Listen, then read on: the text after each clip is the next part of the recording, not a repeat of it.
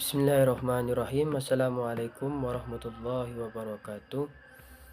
Bismillah, alhamdulillah, salatan wa salaman ala rasulillah Sayyidina Muhammadin ibn Abdillah wa ala alihi wa sahbihi wa mawalah. Wa la hawla wa la quwata illa billah, amma ba'du. Bismillahirrahmanirrahim. Langsung saja di sini saya akan meneruskan materi yang ketiga dari ilmu kalam yang menjelaskan tentang sumber-sumber ilmu kalam. Adapun pengertian Al-Quran sebagai sumber utama ilmu kalam adalah secara ideologis terdapat berbagai di kalangan ulama tentang asal-usul kata Al-Quran yang memiliki bacaan atau membaca, sehingga berarti suatu bacaan yang dibaca secara terminologis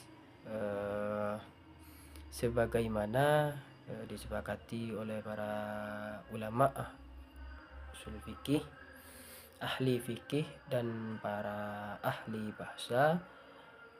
Al-Quran adalah kalam Allah yang mengandung mukjizat, diturunkan kepada Nabi Muhammad SAW dalam bahasa Arab, dinukilkan kepada generasi selanjutnya secara mutawatir. Terdapat dalam mushaf, membacanya merupakan ibadah dan dimulai dari surat Al-Fatihah, ditutup dengan surah An-Nas. Dengan demikian, apabila bukan kalam Allah dan tidak diturunkan kepada Nabi Muhammad SAW, tidak dinamakan Al-Quran seperti Zabur, Taurat, atau Injil. Ketiga kitab tersebut memang termasuk di antara kalam Allah, kan tetapi tidak diturunkan kepada Nabi Muhammad SAW sehingga tidak dapat disebut Al-Quran. Menurut Abdul Wahab Qolaf, Al-Quran adalah kalamullah yang diturunkan oleh Allah Subhanahu wa Ta'ala melalui malaikat Jibril ke dalam hati Rasulullah SAW. Dalam bahasa Arab berikut maknanya yang benar untuk menjadikan hujjah bagi Rasulullah bahwa beliau itu utusannya sebagai undang-undang bagi manusia, sebagai petunjuk atau sebagai pendekatan diri kepada Allah. Dengan membacanya dan dikodifikasi dalam satu mushaf, dimulai dari surat Al-Fatihah dan diakhiri oleh surah An-Nas. Yang nomor 2 yaitu hadis sebagai penjelasan akidah. Akidah secara bahasa berasal dari kata yang berarti ikatan, atau bisa dijabarkan dengan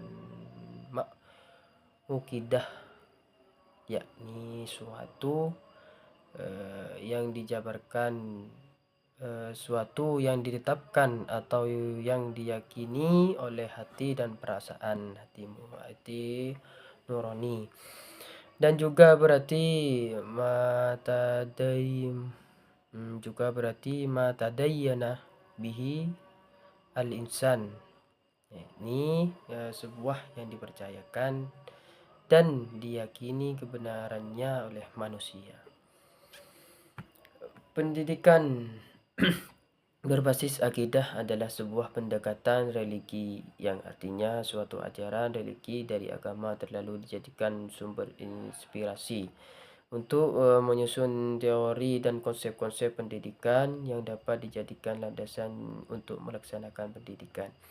Ajaran religi yang berisikan kepercayaan dan nilai-nilai kehidupan dapat dijadikan sumber dalam menentukan tujuan pendidikan, materi pendidikan, metode, bahkan sampai pada jenis-jenis pendidikan. Yang nomor 3 yaitu akal rasionalitas dalam ilmu kalam. Ilmu kalam adalah suatu ilmu yang menggagaskan perbedaan pemikiran dalam cara memandang pokok keilmuan tauhid dan kepercayaan dan keimanan menuju penggunaan pemikiran yang lebih rasional. Ilmu kalam merupakan sumber-sumber keilmuan yang di dalamnya mengkaji tentang keimanan dan ketauhidan kepada Allah Subhanahu wa taala, menjadikan ilmu dalam perkembangan dalam beberapa ilmu termasuk akidah Islam. Jadi ya, jadi dari pembahasan di atas dapat disimpulkan bahwasanya Al-Quran adalah merupakan fondasi utama ajaran Islam yang diikuti oleh hadis yang berperan krusial dalam menjelaskan dan mengoperasionalkan prinsip-prinsip akidah.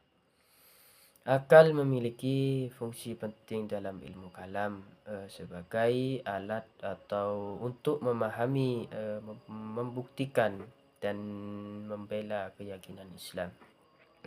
Meskipun tetap dalam batasan wahyu, ijma dan qiyas menjadikan mekanisme penting dalam menetapkan hukum dan prinsip agama berdasarkan konsensus ulama dan analogi yang terukur. Terakhir, integrasi logika yang memperkaya metodologi ilmu kalam dalam memberikan kerangka kerja analitis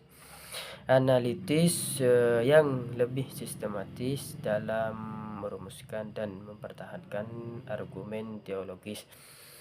Keenam ini saling terkait dan berkontribusi pada pemahaman yang komprehensif dan penerapan ajaran Islam dalam berbagai aspek kehidupan. Cukup sekian yang bisa saya jelaskan, kurang lebihnya mohon maaf. Assalamualaikum warahmatullahi wabarakatuh.